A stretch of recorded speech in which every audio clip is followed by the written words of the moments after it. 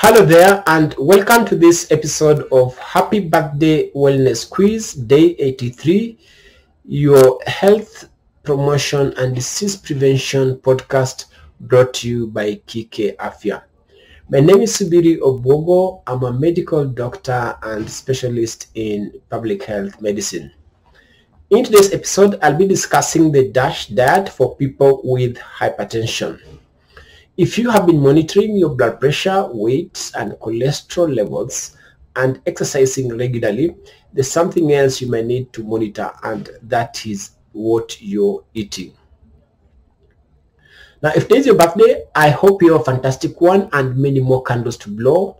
I also want you to know that there's no better birthday gift than to be in good health. So do me a favor, if your friend, parent, sibling, spouse, colleague is having a birthday, I want you to check on them to see when they were last screened for cancer, blood pressure, blood sugar, pap smear, among others.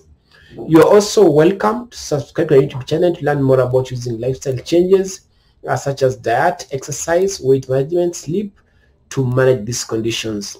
I'll be discussing the latest science on how to screen for and manage high blood pressure, obesity, cholesterol, high blood sugar, screening for and managing cancer of the breast, colon, cervix, and prostate, as well as giving tips on harmful use of alcohol, how to stop smoking, and road safety, among others.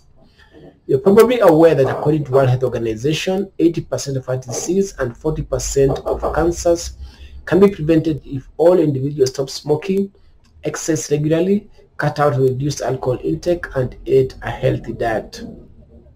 Wellness checks are appropriate for all age groups, from children, teens, as well as adults. By the end of each episode, you should be able to list 6 types of dietary plans and describe the criteria for assessing their suitability. You should be able to explain the concept of acceptable macronutrient distribution range for nutrients and the principles and components of DASH diet. And finally, you should be able to discuss research findings on effectiveness of the DASH diet. Here is a quiz for which I will share the answer at the end. The number of adults aged 30 to 79 years living with hypertension in 2021 rose to about 1.2 billion, of whom about half did not know they had hypertension and therefore were untreated. So in addition to using the stable salt, or what you call sodium chloride, the DASH diet, known as the dietary approach to reduce hypertension, studies show that increasing dietary intake of another mineral, which is found in fruits and vegetables, also helps to lower the blood pressure. Which mineral was this? A. Selenium, B. Iodine, C. Potassium, D. Chloride, and E. None of the above.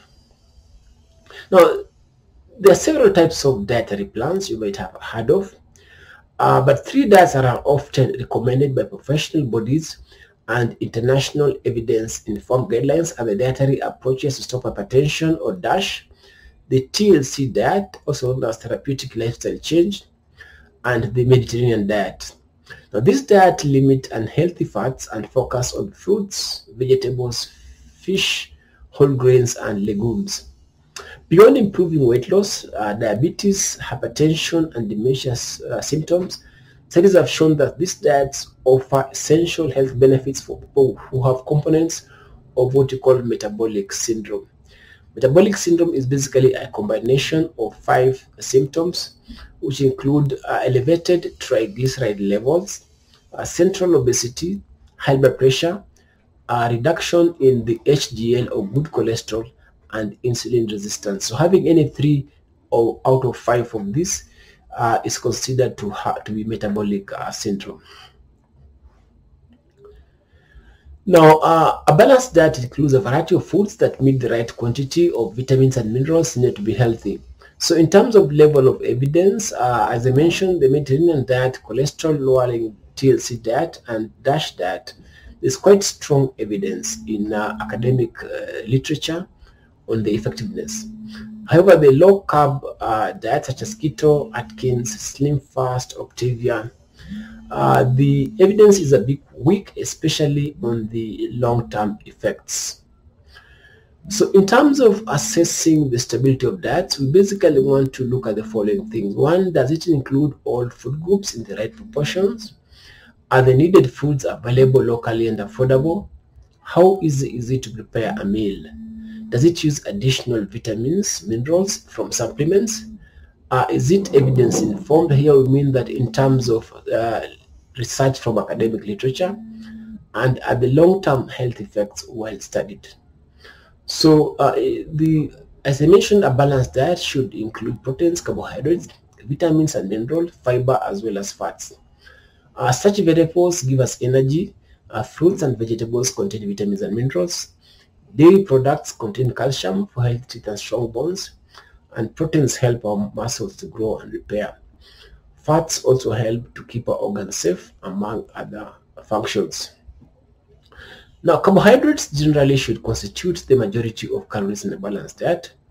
Now, people on a low-carb diet get surprised when they hear this because they believe that carbs will make them fat. Now, low-carb diets are generally considered unhealthy and not any better than Mediterranean, DASH, or TLC diet in managing weight. In adults, the acceptable macronutrient range for carbohydrates is what I've indicated here in the last column. You require between 45 and 65% of the calories should be from carbohydrates. Between 20 and 35% should be from fats, and then between 10 and 35% should be from proteins. So although we say that the DASH diet benefits hypertension, while the TLC diet benefits increased cholesterol, there isn't one way to eat to lower blood pressure, another way to maintain healthy weight, or another way for diabetes or cancer. The best nutritional principles of eating your way to health are basically the same. Now, the principles of maintain diet is basically, it's a plant-based diet with herbs and spices for flavor. It focuses on fish and poultry and limited amount of red meat. It emphasizes fresh foods and low intake of processed foods. It includes foods from the sea, especially fish, fatty fish. It's moderate on dairy and wine. It also emphasizes physical activity as part of healthy living. And then it focuses on good oils, especially the olive oil, or what you call the non-tropical oils. Now, these principles are basically reflected in this nutrient table I've actually showed here. So this diet is basically constitute around 27% total fat. Saturated fat will be around 6% of calories. Protein is about 18% of the calories. Carbs, if you consume this diet, you consider about 55% of the calories. Cholesterol is less than 150 milligrams. We know that for cholesterol reduction diet, it's supposed to be less than 200 milligrams. And one egg is about 187 milligrams. Sodium should be below 1 tablespoon or 2,300 milligrams of sodium. But if you're hypertensive, then it should be below 1,500 milligrams of sodium, which is about half a teaspoon. Potassium should be about 4,700 milligrams, calcium about 1,200 milligrams, magnesium 500 milligrams, and then fiber about 30 grams. So various studies have looked at the effectiveness of DASH diet in lowering hypertension. This first seminal study was undertaken by the National Heart, Lung and Blood Institute in the US. Participants were randomized in 3 groups. Group 1 was on typical American diet. Group 2, typical American diet plus fruits and vegetables. And then group 3 was on the traditional DASH diet. People in group 2 and 3 showed a statistically significant reduction in systolic blood pressure of 5.5 millimeters of mercury and diastolic reduction in blood pressure of 3 millimeters of mercury. The second study, also carried by the same institute, enrolled 412 participants who were randomized to follow the typical American diet or the DASH diet. They were followed up for 3 months at 3 different levels of sodium or salt, that is 3,000 milligrams, 2,300 milligrams. This is about one teaspoon, and 1,500 milligrams, which is about half a teaspoon. Now, the most remarkable reduction in blood pressure were in the group that was on the DASH diet, but with the least amount of salt, which is about half a teaspoon. So in terms of the quantities, DASH diet basically requires 4 to 5 servings of fruits per day, 45 servings of vegetables per day. So that gives you about 8 to 10 servings of fruits and vegetables, 2 or 3 servings of low-fat dairy per day. I mentioned less than 2,300 milligrams of sodium. That's about 1 teaspoon. And then moderate intensity physical activity at least 3 times a week if it's vigorous, and 5 times a week if it is moderate. Now, generally, 1 serving of vegetables is equivalent to 1 cup raw or half a cup cooked, while 1 serving of fruits is about half a cup of fruits. So if you consume a fruit salad that has 2 cups of fruits, that gives you about 4 servings of fruits. Each serving of fruits has about 3 to 4 grams of fiber. Each serving of vegetable has about 3 grams of fiber, meaning that in addition to eating whole grains and legumes, you are basically taking enough fiber to meet your requirements. Now, for you to consume 1,250 milligrams of calcium, that's basically approximately 4 cups of milk a day. And of course, I mentioned, of course, sodium should be about 1 teaspoon of table salt, which is about 2,300 milligrams of sodium. So I think I've discussed this. Basically, the purpose for the servings for this diet is to translate into the nutritional requirements on the right. So the servings on the right should translate into nutrient needs on the left, which is what you need to reduce your blood pressure. So as I mentioned earlier, there isn't one way to eat for cholesterol, one way to lower blood pressure, another way to maintain a healthy weight, and another way for diabetes or cancer. The DASH diet and most of the evidence-based diet are within what I mentioned, the acceptable macronutrient range of carbohydrates, which is 55%, fats 30%, and proteins 20%. And if you look at this diet, it's basically meeting those requirements. Proteins about 18%, carbohydrates 55%, and then we have total fat about 27%. A heart health diet basically requires less than 30% of total daily calories to come from fats, and this requires the healthy fats, the polyunsaturated and the monounsaturated. Saturated fats should actually be less than 7% of all the calories.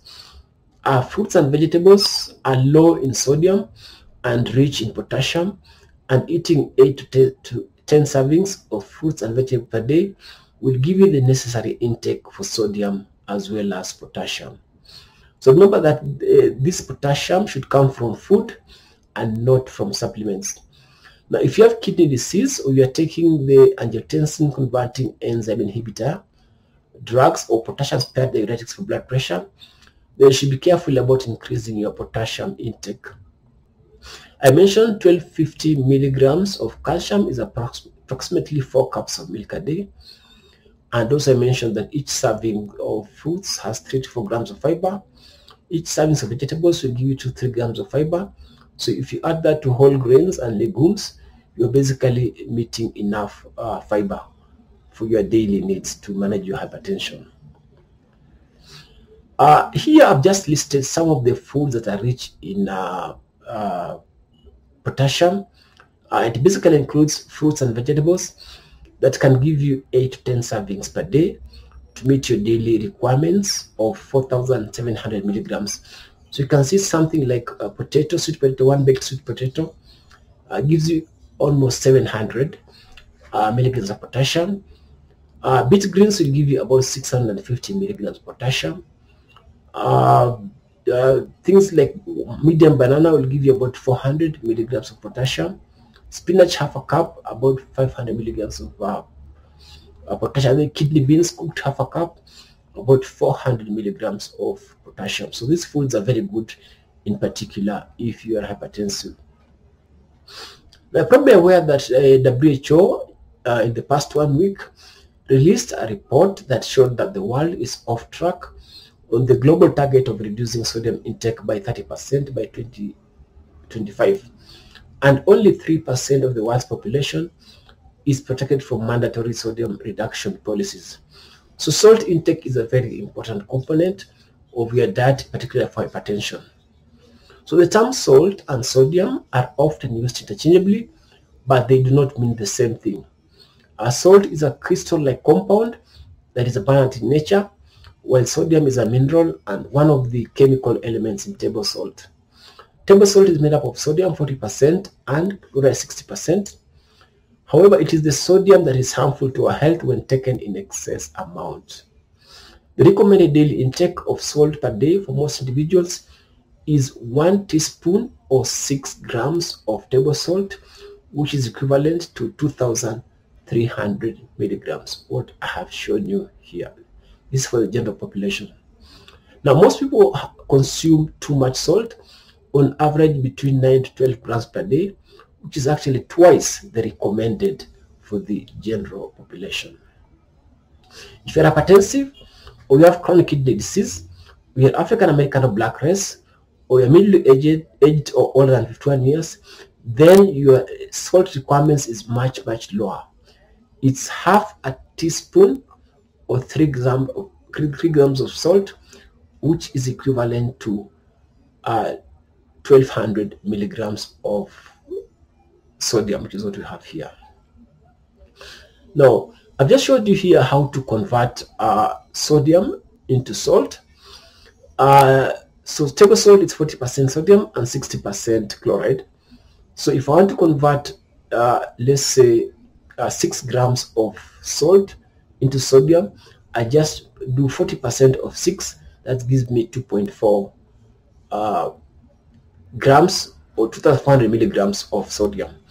To convert, let's say, half a teaspoon or 3 grams of table salt to potassium, I do 40% of 3 grams, which gives me 1.2 grams of sodium or around 1,200 milligrams of sodium. So back to our quiz. The question was asking about the mineral that is found in fruits and vegetables, which also helps to lower blood pressure.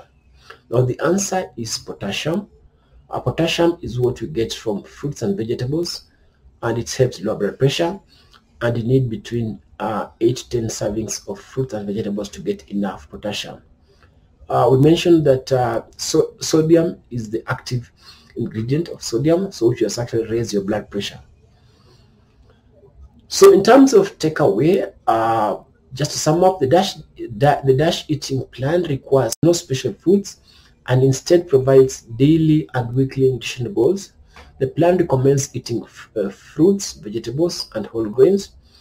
You need to include fat-free or low-fat dairy products, fish, poultry, beans, nuts, and vegetable oil, particularly the non-tropical vegetable oil such as olive.